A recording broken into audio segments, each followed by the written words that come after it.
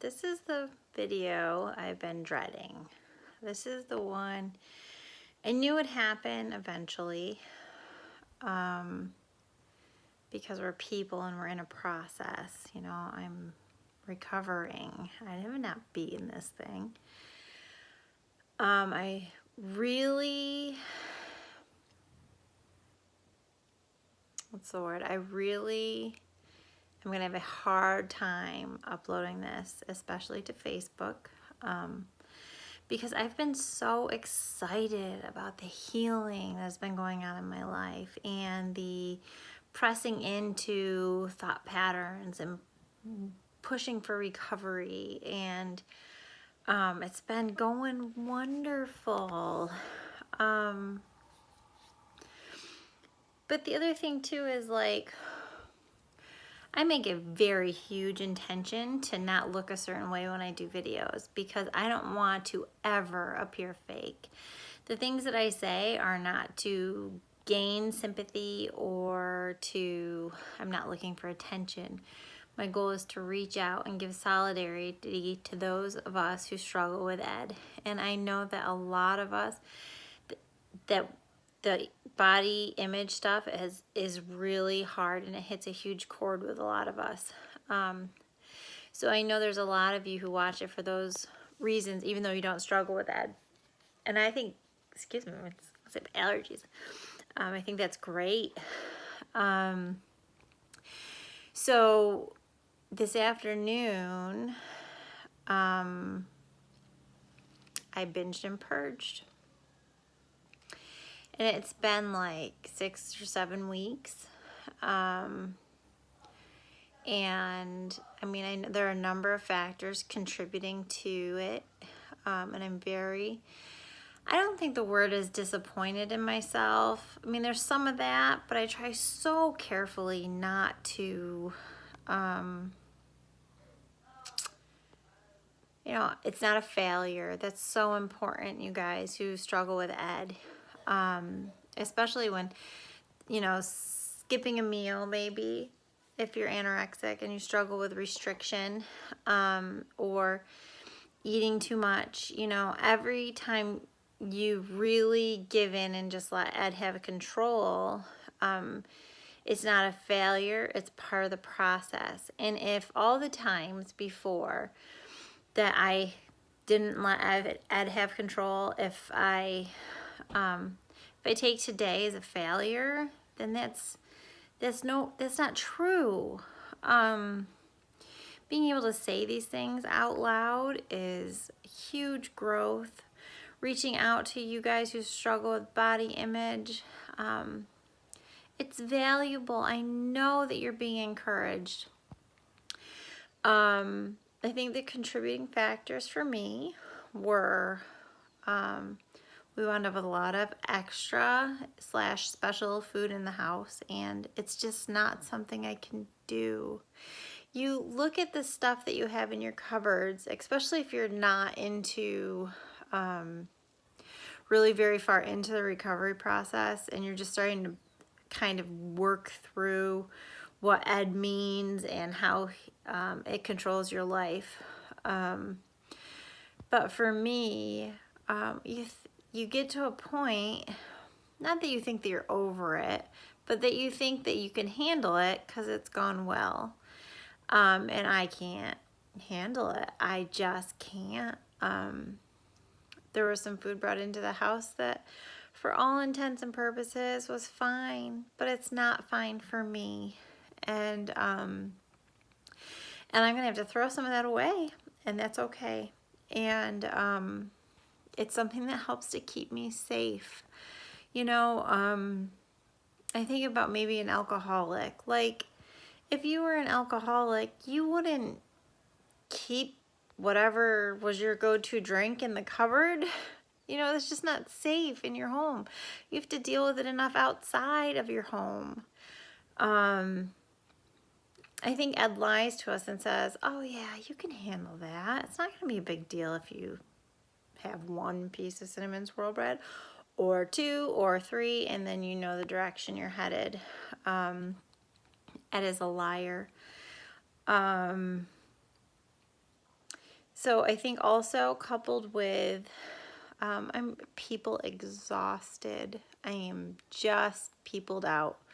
I'm an introvert, which is why I like the videos, because I can speak to you and talk to you and encourage you because I mean it.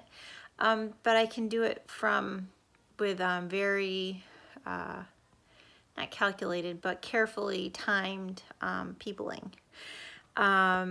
And so I'm very peopled out. I'm still grieving. My husband's work schedule is wonky. So I'm very, very tired. My kids are sick and cranky. And it was I want to just escape day and pretend like nothing else is going on. So a lot of times I do that in healthy ways, like I project or I play Tetris or I do videos or I plan my retreat or I work on our checkbook, which I enjoy because I'm part accountant. You know, those kinds of things are good distractions for me. And today I just couldn't muster the strength to say no to Ed and do something else. So this is for those of you who are still struggling. You are in the thick of Ed. And I don't mean to discourage you that, you know, after such a great streak, you have a misstep. But to let you know that when you do, it's okay. I had to work really hard. It's hard to be public with this, you guys. I had to work really hard to tell myself the truth that this misstep didn't define me. It doesn't change who I am. It doesn't affect my effectiveness with the videos. It doesn't make me a liar or a hypocrite. I'm living this journey out loud in hopes that someone like me 15 years ago stumbles upon it and is just encouraged that you can get there, that you can be okay over time, and to find the core belief about yourself that you have to change. And you know, a lot of it's value. I mean, it's almost always value. And so for me, because faith is a huge part of my life and it defines who I am today, I have to take comfort in the Bible because that's what I believe is true. And know that God created me. He designed me. He understands what I'm going through. That He can protect me and He can lift me up. Those are all promises that He has made in His Bible. And so those are things that I have to cling to when I feel like a failure, because it's not true. And I'm not worthless because I made a misstep. And a misstep doesn't define me or define what's going to happen tomorrow. So I just would ask that you guys would be gentle with yourself as you're struggling, whether you're in a good phase, 6 weeks of being clean, if you will. I don't know how to phrase that correctly. So just, I guess, when you start to feel yourself struggle, what I should have done today is thrown away the stuff immediately instead of saying, oh, I could have a little bit of this or a little bit of that. Or for me, I have like patterns and routines that trying to get the glare off my glasses. I have patterns and routines that kind of lead to Ed taking over, and I shouldn't have done that. I should have sat in my chair. I feel like an old lady when I say that.